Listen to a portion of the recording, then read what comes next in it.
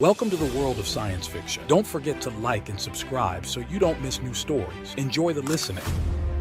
The brisk evening air whispered through the pines as Tom adjusted his canvas, dabbing his brush into a swirl of midnight blue. Painting under the natural light of the setting sun was a ritual, one that allowed him to capture the raw beauty of the secluded woods surrounding his cabin. His attention, however, was suddenly diverted by a faint rustling sound from beyond the tree-line. "Probably just a deer," Tom muttered, his eyes scanning the dimming forest. But the rustling grew louder, desperate. Curious and cautiously, he set his palette down and grabbed a flashlight, heading towards the sound. Breaking through the underbrush, Tom found himself face to face, not with a creature of the forest, but with a figure crumpled at the base of an oak tree. A woman, with skin that shimmered subtly in the moonlight and hair that cascaded down her back in waves of what seemed like liquid silver. Her clothes were unlike anything he had seen. Light, almost ethereal, yet clearly torn and damaged. "Hey, are you all right?" Tom called out as he approached, his flashlight aimed at the ground to avoid blinding her. The woman stirred, her eyes opening wide with a mix of fear and confusion. She attempted to speak, her voice a melody of chimes, but the words were unfamiliar, musical, and utterly alien. "It's okay. I'm not going to hurt you," Tom reassured, slowing his pace. He noticed a strange device on her wrist flicker with light. Tapping it tentatively, the woman seemed to calibrate it before her next words came in hesitant, accented English. "Please help. I am hurt." Tom nodded, setting his flashlight down to help her up. "Let's get you to my cabin. You can tell me what happened once we're inside." With careful arms, he supported her as they made their way back through the woods. The cabin was warm, lit by the soft glow of lamps. He helped her to the couch, fetching his first aid kit. "What's your name?" Tom asked as he began assessing her injuries, which, thankfully, seemed minor. "Lyra," she replied, watching his every move with an intense curiosity. "I'm Tom. Do you remember how you got here?" He dabbed gently at a scrape on her arm. Lyra's eyes darted around the room, taking in the quaint decor, the stacked books, the paintings that adorned the walls. "I was escaping. I had to leave. My craft was pursued, and I crashed. Not far from here." "Escaping? From who? Are you in some kind of trouble?" She hesitated, her gaze falling. "It is not safe to say. Not yet. I must know if I can trust you." Tom nodded, understanding the gravity of her caution. "Well, Lyra, I can assure you, you're safe here with me. I live alone, and the nearest town is miles away. No one comes around here much." "Thank you, Tom," she said, a small smile breaking through her initial apprehension. "I do not mean to impose. It's no trouble. It's not every day I find someone from, well, I'm guessing not from around here." Lyra chuckled lightly, the sound like bells tinkling. "No, not from around here. I am from much farther away." The conversation paused as Tom finished bandaging her arm. He then made them both a cup of tea, sitting opposite her. "You're not what I expected when I set out to paint the sunset today," he joked lightly, hoping to ease the tension. "And I did not expect a human to show me kindness," Lyra responded, her voice softening. "Where I am from, stories of Earth are not flattering." "Well, I hope I can change that story for you, Lyra." As they sipped their tea, the cabin filled with the gentle sound of evening settling in. Outside, the forest seemed to hold its breath, a silent witness to the unlikely meeting between a human and an alien princess, both far from where they began. The following morning brought a mist that hung low over the trees, casting the world in a hushed silence. Tom awoke early, as was his habit, and started the day with the comforting routine of coffee brewing and the crackle of bacon on the stove. The aroma filled the small cabin, and soon, Lyra emerged from the guest room, her presence almost ethereal in the soft morning light. "Good morning," Tom greeted, noticing her cautious steps into the kitchen. "Sleep well?" "Better than I have in cycles," Lyra responded, her translation device rendering her alien terms into English. "Your planet has a very soothing night song." Tom chuckled, handing her a cup of coffee. "Glad to hear it. Earth can be pretty peaceful when it wants to be. Breakfast will be ready soon."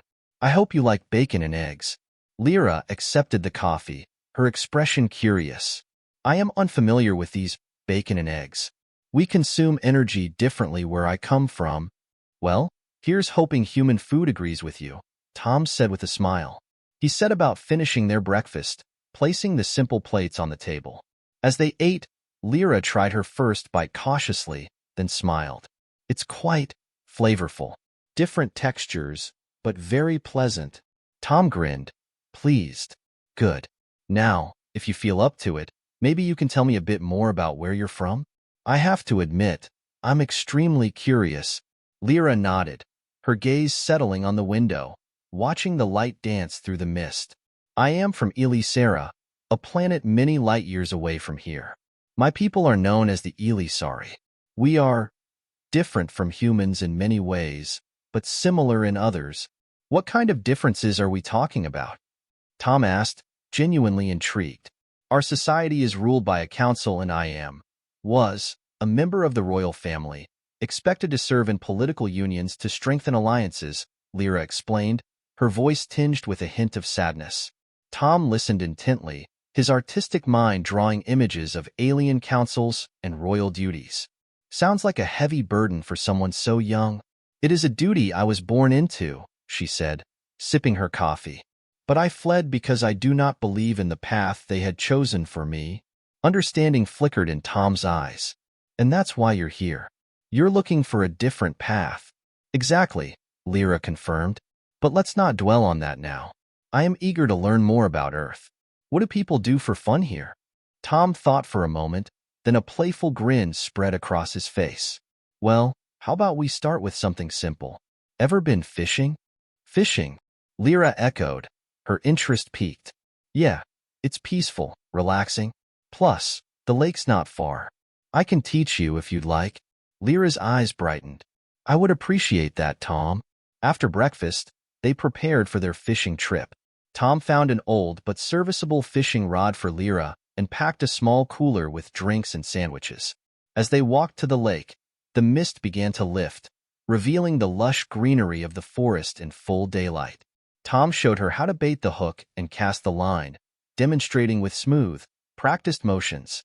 Lyra watched carefully, then mimicked his actions, her first attempt sending the line tangling into the trees.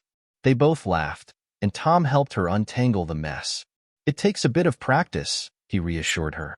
Clearly, Lyra said, a laugh still in her voice. She tried again, this time casting the line into the sparkling water. Like this?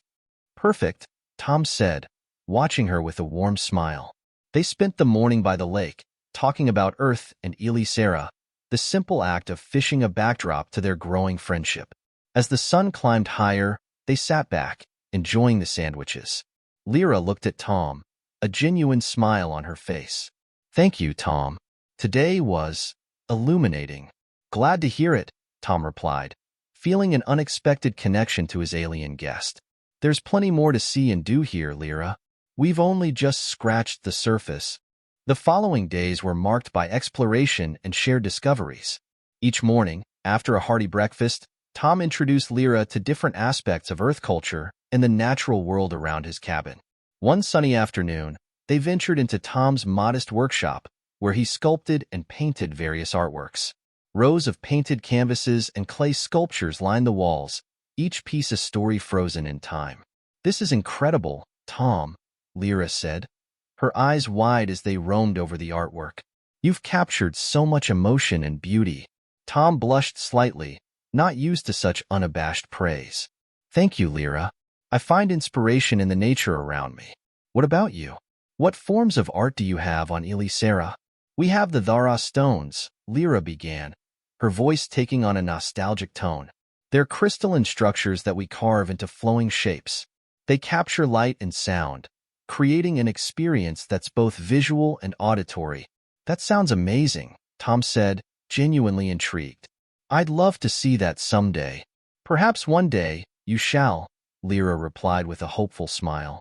She then pointed to a half-finished sculpture of a deer. May I? Of course, Tom said, handing her some tools. Have you ever sculpted before?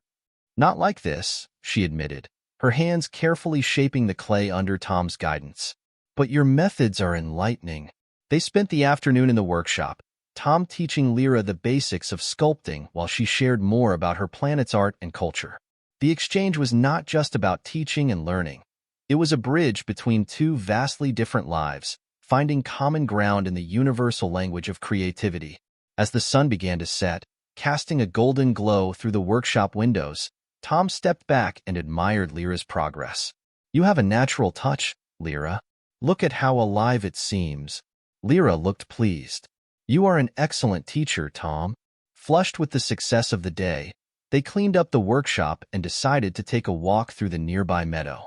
The area was alive with the buzz of insects and the rustle of small wildlife, the air fresh with the scent of wildflowers. "I never realized how soothing Earth could be," Lyra confessed as they walked.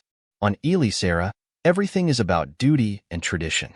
Here, there seems to be a peace in simply being." Tom listened, his eyes on the path ahead. "I guess that's one of the things I take for granted.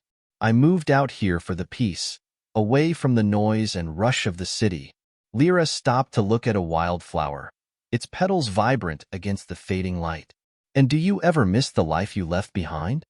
"Sometimes," Tom admitted. "But then I have days like today, and I remember why I chose this solitude. Plus, I've never had an alien princess as a guest before," he added with a chuckle. Lyra laughed, a sound that Tom found he was coming to cherish. "Nor have I ever been a guest on another planet. It's a day of firsts for us both." As they returned to the cabin, the stars began to emerge, a vast tapestry of light against the darkening sky. Tom pointed out constellations, and Lyra shared the names of stars as they were known on Elisera. "The universe is vast, but tonight, it feels like it's just us," Tom said, his voice low in the quiet. "Yes, just us and the stars," Lyra agreed, her voice equally soft. They stood together in comfortable silence, each lost in thoughts of distant worlds, yet feeling profoundly connected in the moment. Back at the cabin, as they prepared for the night, the air between them was charged with an unspoken agreement. They were no longer just host and guest, but friends learning from each other, sharing worlds apart yet underneath the same sky. After a few days of exploring Earth's natural beauty and sharing their cultures, Tom decided to introduce Lyra to another earthly pleasure, stargazing. He had always found solace in the night sky, its vast expanse a canvas for his thoughts and dreams. Now, he was eager to share this part of his world with Lyra, whose knowledge of celestial bodies far surpassed his own. As dusk settled over the landscape, Tom gathered a couple of blankets and a thermos filled with hot chocolate. "The sky will be especially clear tonight," he told Lyra. "Perfect for stargazing." Lyra's eyes lit up with excitement. "I have seen your constellations from orbit, but never from the surface. I am eager to learn their names as you know them."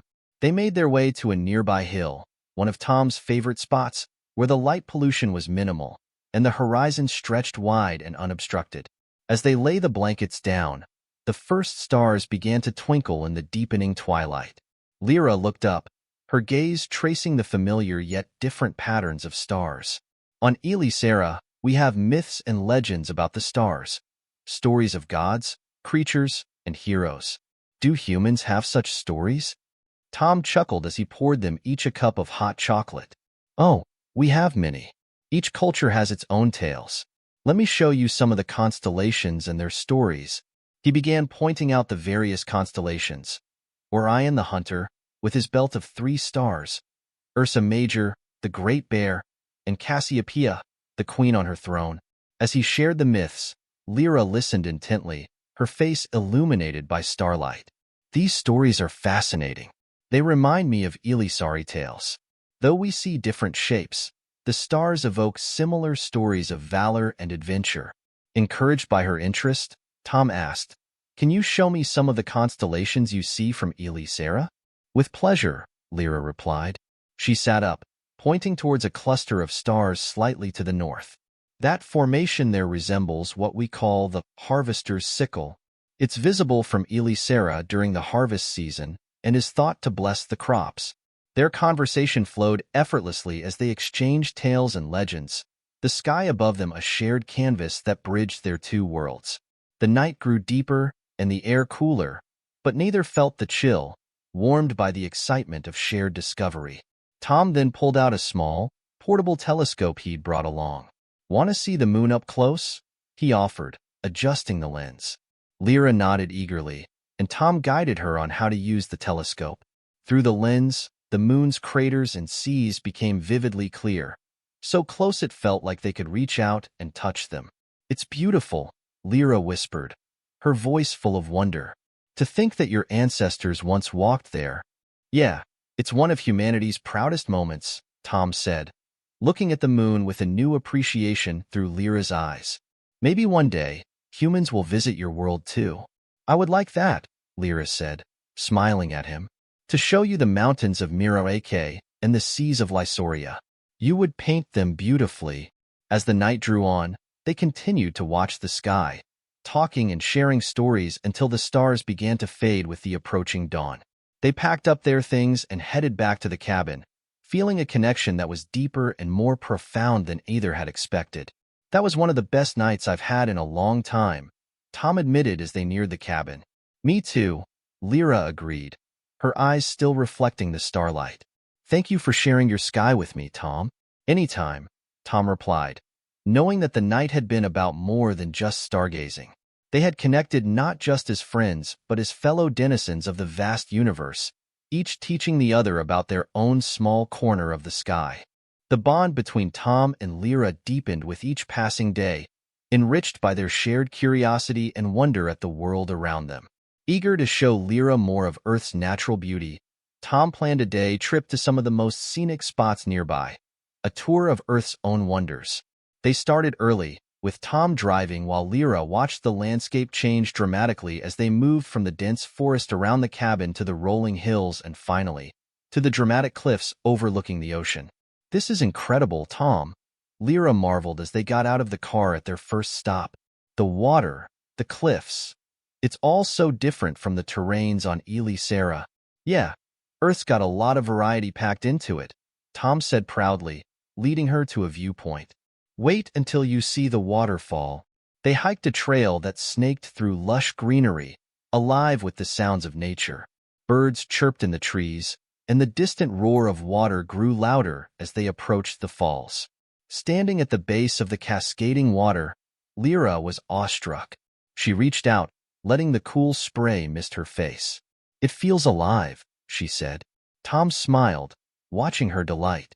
"It's one of my favorite spots to come and think, or not think, just be." "I can see why," Lyra replied, her eyes taking in the surrounding flora. "It's peaceful. On Elisera, our water sources are mostly underground, ancient aquifers.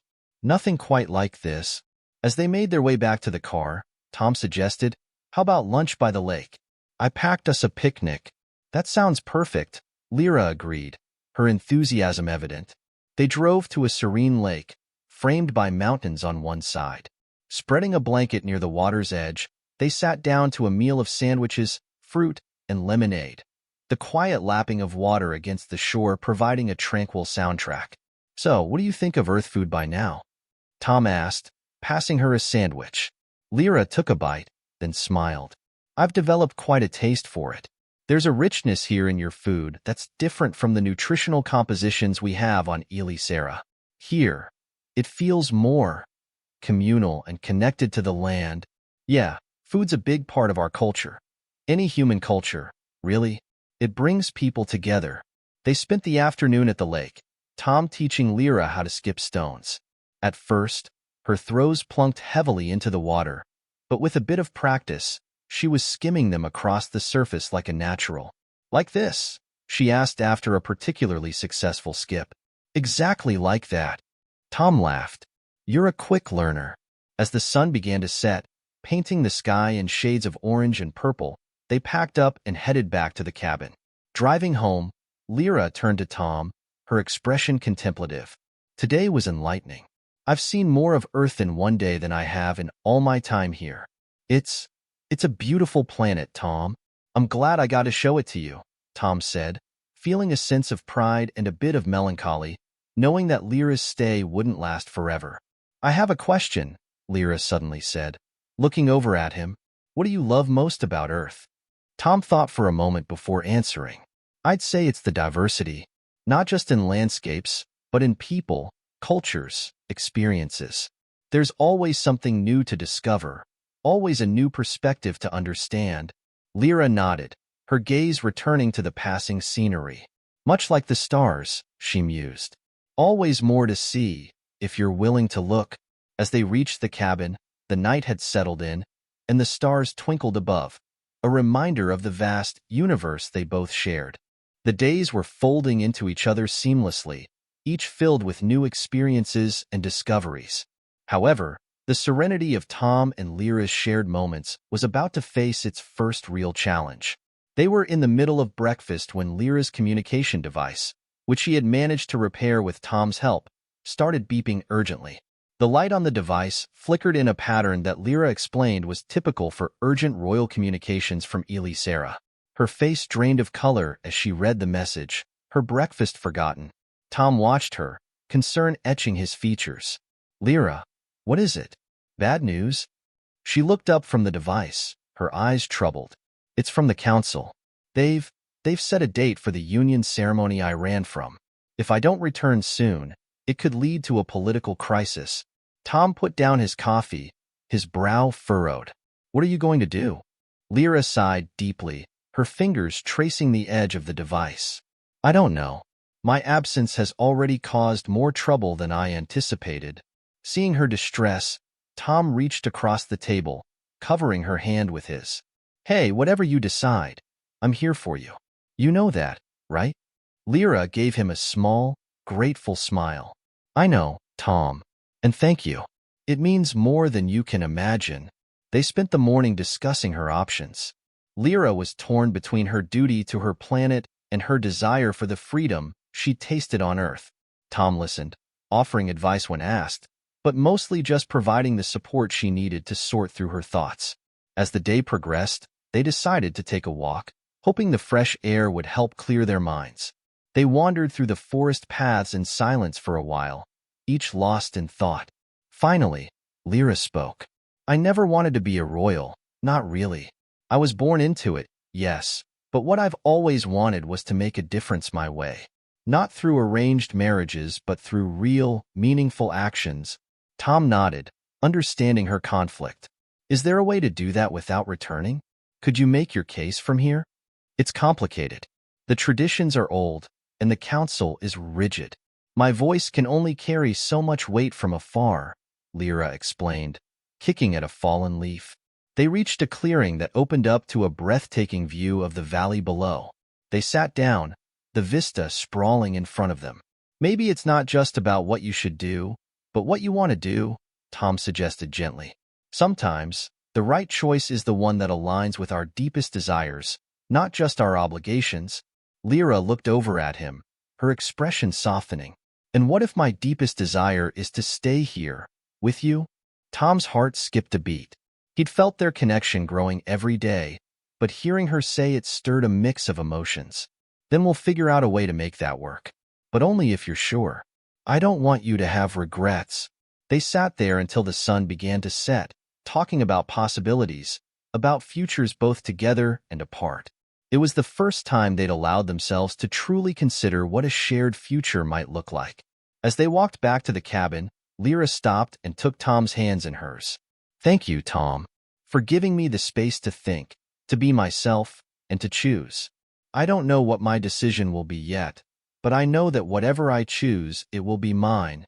Tom smiled, squeezing her hands. And whatever you choose, I'll support you. That's a promise. The weight of her decision loomed large as they returned to the cabin under the stars. But for the moment, Lyra felt a sense of peace, knowing she was not alone in her journey.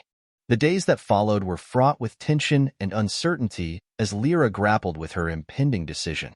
Meanwhile, Tom did his best to provide comfort and distraction, though the weight of the situation was palpable between them. One evening, as the sun set casting a golden glow over the cabin, Tom decided to break the somber mood. How about a movie night? He suggested, hoping to lighten the atmosphere. We could use a little Earth culture that doesn't involve heavy decision-making. Lyra managed to smile, appreciating his effort. That sounds lovely, Tom. What do you have in mind? I was thinking something classic, maybe an old romance? It's light, it's fun, and it's very human, Tom explained, rummaging through his collection of DVDs. Romance sounds perfect, Lyra agreed, her voice tinged with a hint of something deeper, a reflection of the growing connection between them. They settled on the couch with a bowl of popcorn between them, the movie playing out scenes of a love both dramatic and tender. As they watched, Lyra leaned slightly against Tom, her head resting against his shoulder. Tom felt his heart race but remained still, not wanting to disrupt the moment. As the movie ended, they sat in silence, the credits rolling to a soft melody. Tom turned to Lyra, noticing the tear tracks on her cheeks. "Did you enjoy it?" he asked softly. Lyra wiped her eyes, laughing lightly. "Very much so. It's overwhelming how emotions are so universally felt, isn't it? Love, desire, heartache." "It is," Tom agreed. "Sometimes, it's those very emotions that make life worth living, regardless of the planet you're from." The air between them was charged with unspoken words and emotions. Tom took a deep breath, reaching for Lyra's hand. "Lyra, these past weeks with you, they've been incredible." Lyra turned to face him, her hand squeezing his. "For me too, Tom. I never expected to feel so much, so quickly." "Nor I," Tom confessed. "And whatever happens, I want you to know." Lyra interrupted him, her decision clear in her eyes. "Tom, I want to stay here with you. My world is out there, but my heart, it's here." Her voice was resolute, yet filled with emotion. Tom's heart swelled with a mix of joy and relief. "Are you sure? This is a big decision." Lyra placed a finger on his lips, silencing him with a gentle touch. "I've never been more sure of anything. The council will have to understand. I am choosing a different path, one of my own making." In that moment, something shifted between them. The friendship and respect they'd nurtured transformed into something deeper, something definitive. Tom leaned in, his lips meeting hers in a kiss that was both a promise and a confession, filled with the pent-up emotions of the past weeks. Lyra responded with equal passion, her arms wrapping around him as they lost themselves in the kiss. A kiss that spoke of new beginnings and shared futures. As they finally pulled apart, breathless, Lyra whispered, "My alien guest is a princess. I couldn't resist the temptation." Her eyes sparkled with joy and a hint of mischief. Tom chuckled, the sound warm and genuine. "And I am entirely at your mercy, princess." They spent the rest of the night talking, planning, and dreaming of the life they would build together. The decision was made, the course set, and for the first time in a long time, both felt an exhilarating sense of freedom and anticipation for the future. In the safety and warmth of the cabin, with the fire crackling softly in the background, they embraced a new chapter of their lives, one not written by duty or tradition, but by love and choice. The morning sun filtered through the curtains, casting a warm glow across the room where Tom and Lyra had spent the night discussing their future. The decision to stay had been made, but the reality of what that meant was just beginning to set in. Today was supposed to be the day Lyra would send her final message to the council, formally renouncing her obligations. Tom brewed coffee, the rich aroma filling the cabin, as Lyra prepared her communication device. They shared a quiet breakfast, each lost in thought but comforted by the other's presence. After they ate, Tom reached across the table and took Lyra's hand. "Are you ready for this?" Lyra nodded, her face a mix of determination and nerves. "I am."